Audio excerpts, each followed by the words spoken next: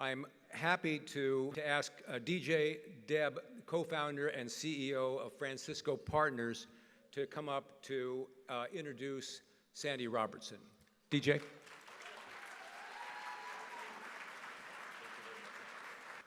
Thank you very much, Alex. And I'm going to just hit the elephant in the room, which is Sandy's not here with us. And, Sandy passed away a few months ago. He was 93 years old, but he did find out that he was, the Bay Area Council had given him this award early this spring. So thank you to the Bay Area Council.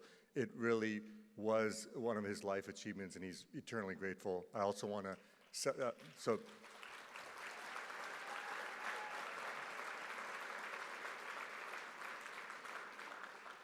and congratulations, Anne, and to you and to John as well. A tremendous slate, and Sandy would be honored to be going the same slate as both of you. So just a bit of a background. So I started working at Robertson Stephens straight out of college, and then I co-founded Francisco Partners with Sandy 25 years ago. So he basically spanned the entire my adult life. And like with many people, Sandy was my mentor, and he was a mentor to many people. But I thought I'd just share few snippets, because there's going to be a video of Sandy, and then Nancy Robertson will accept the award in his place. But the week he passed away, Sandy had a heart attack, and he called me, and he said, DJ, I want to tell you that I can't make investment committee meeting this week. And I'm like, Sandy, you're 93 years old, that's okay. And he's all, no, I feel terrible that I won't be there. And it was his sense of duty and obligation to me and the rest of our partners who he had mentored. And immediately there, and I said, look, I'll come visit you in Dallas. He said, I'll be there I'll be in the Bay Area in a couple weeks. Of course, that never happened, but he passed away surrounded by Nancy and his family the way he would have wanted, without any suffering. But to the very, very end, he had a tremendous sense of duty and obligation and to fulfill everything that he had set out to do. So that's kind of story one. Story two is when Sandy turned 90, it was during COVID, and we couldn't really celebrate his 90th birthday. And Nancy got many, many people to send in a video in his tribute. And there were President Bill Clinton and Nancy Pelosi and Dianne Feinstein and Governor Newsom and legends from technology like Arthur Rock and Chuck Schwab and Mark Benioff. You had people from entertainment like will.i.am, and then you had famous athletes like Katie Ledecky, and then Tom Brady, who was a fellow Michigan man. And they all had great tributes about Sandy Robertson, but Tom Brady probably said it best. He said, look, everyone wants me to retire. Everyone's been wanting me to retire forever, but I've invented TB12, and I'm still the best in the world. You should invent SR90, because you're still going at 90. And Sandy lived a very purposeful life until the very end, whether he was, he collected art, he was big in philanthropy to UCSF and to Michigan, and in every part of his life, he was all in till the very end. And the last thing is he achieved so many things. He started 3 amazing firms in the Bay Area, Montgomery Securities, which was Robertson, Coldwell, Steele, Weisel. There was obviously Robertson, Stephens, and then Francisco Partners. He actually connected Tom Perkins and Eugene Kleiner and helped start Kleiner Perkins. He was one of the founding board members of Salesforce. But when Sandy passed away, the firm and I got hundreds of emails, and you would think it was all about his achievements, but none of them were about his achievements. All the emails were the various people he helped. And for me personally, my wife had a heart operation 20 years ago, and we found out suddenly that, and she was only 35 years old at the time, that we needed to go rush to a hospital in Burlingame. We lived in Hillsborough, and Sandy said, don't do this. I'm going to get you into UCSF. And the doctor at UCSF that Sandy knew saved my wife's life. And that was a story that was repeated over and over again. And Sandy accomplished so much, and everyone in that video that was just shown accomplished so much. But when people pass away, no one actually cares what you did. It's the old Maya Angelou quote, which people are not remembered for what they accomplish, but they're accomplished for what they make you feel and how they make you feel. And Sandy Robertson made everyone feel like they were the most important person in the world. And that's what I want all of you to take away. And with that, here's a video about Sandy Robertson.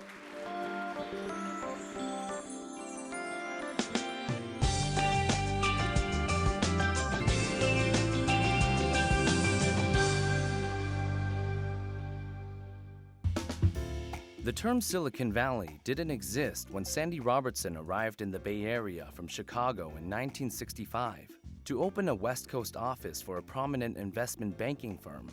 His bosses directed him to make deals with the old line companies that called the Bay Area home and had dominated the economy for many decades. Companies that worked in lumber, railroads, banking, and oil. Robertson saw much better investment opportunities in what was known then as the Valley of Heart's Delight. But the people holding the purse strings back east didn't have the extraordinary vision Robertson possessed for what was happening in the nascent technology industry. And it was the response he got to a potential deal involving a leading manufacturer of precision lasers that convinced him he needed to do something different. I'd go back to a partners meeting, and the other partner would say, "Hey, Buck Rogers, how's our ray gun company going?" And I thought, these guys are never going to understand. It wasn't much longer before Buck Rogers decided he needed to go his own way, co-founding and leading Robertson Stevens & Company in 1969. Robertson's decision to strike on his own was almost preordained from his days growing up in the North Shore of Chicago. I came from a family where my father was kind of a serial entrepreneur, and he always said, "You're never going to be happy till you have your own business." The move would be transformative, not only for Robertson, but for the world. Robertson would become a foundational figure in Silicon Valley and across the Bay Area, establishing the financial infrastructure that would give rise to the most powerful technology region on the planet. Under his leadership, Robertson Stevens led more than 600 initial public offerings, raising over $20 billion and helping launch and grow some of the most successful and iconic tech and internet companies of the latter part of the 20th century. Companies like Dell Computer, AOL, Sun Microsystems, Gilead, Applied Materials, Pixar, Genentech, Intuit, eBay, Chiron, and Cypress Semiconductor. My orientation was toward small growing companies, and I found them really fascinating, and I found the entrepreneurs really, really interesting. And so it was fun to get involved with these companies. After leaving Robertson Stevens, Robertson struck gold again with Francisco Partners, a San Francisco-based private equity firm he co-founded in 1999 with DJ Deb that has invested in more than 450 technology companies and grown to almost $50 billion in assets. But investment smarts wasn't Robertson's only gift. His keen ability in developing relationships, recognizing talent, and seeing connections only added to the profound influence he had in shaping Silicon Valley. He brought together legendary venture capitalists Eugene Kleiner and Tom Perkins. He was a close advisor to many top CEOs, including Mark Benioff, founder of Salesforce, where Robertson served on the board for more than 20 years. And Robertson's impact in the technology world extended far beyond just the companies in which he invested. The impact, I think, is I've created probably tens of thousands of jobs, which is very important in the economy. It's been fun to be a part of that huge change in the United States. So it's very satisfying to see that you've had something, one little part of doing that. Robertson's philanthropy, in partnership with his second wife, Jean, and later with wife Nancy, was equally impactful. While he chose to do much of his giving anonymously, Robertson focused his philanthropy on higher education, health sciences, and the arts. He gave generously to his alma mater, the University of Michigan. He was a significant supporter of the UC San Francisco Medical Center, a founding board member of the Tech Museum of Innovation in San Jose, and a supporter of the Keck Astronomical Observatory in Hawaii. Throughout his illustrious career, hard work was at the center of Robertson's incredible success, and it was his legendary work ethic that prepared him when opportunity came along. You've got to be ready for the luck when it comes along. You've got to be able to recognize what it is and be trained to take advantage of it. And everybody has some luck at some point, some more than others, but you've got to recognize it and see when the opportunity is and be willing to take the risk.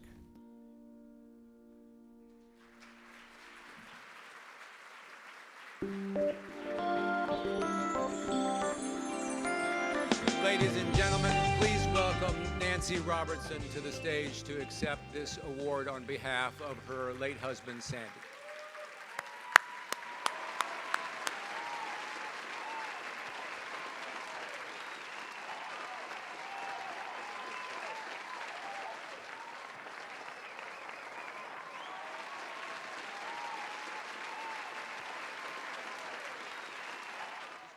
Before Nancy starts, when I called Sandy earlier this year to tell him about the award, he said, well, Alex, it sounds like something I should do.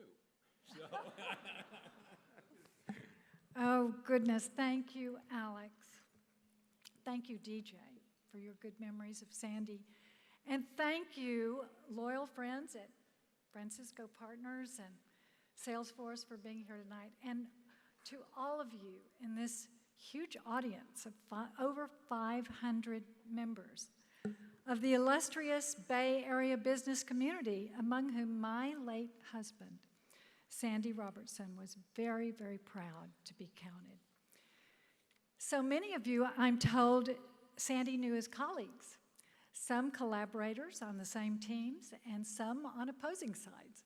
Sandy would be quick to say that he respected not only his own teammates, but also what he called his worthy opponents, often mentioning individual worthy opponents whom he particularly admired. With his legendarily high level of energy, to which I can attest, Sandy absolutely loved working, and he loved the arena of business, where he believed that through a combination of innovation and high standards and hard work, one could reasonably expect rewards. Competition was part of it, and Sandy relished that competition, especially that which was tough. He loved the sportsmanship, and especially the immense human dignity of a community of colleagues who competed fiercely, but within a time-honored code of a fair game.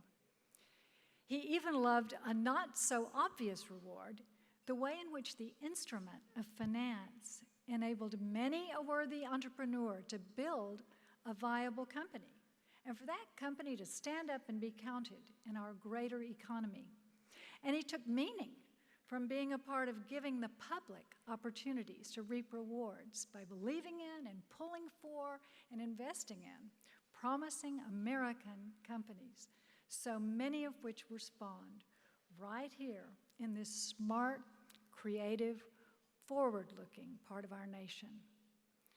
Although he was known to be very modest, and he was in his gentlemanly way, I don't think it's too much to say that Sandy would have loved what I think of as this Lifetime Achievement Award. In fact, I like to believe that at this moment, Sandy is right here with us.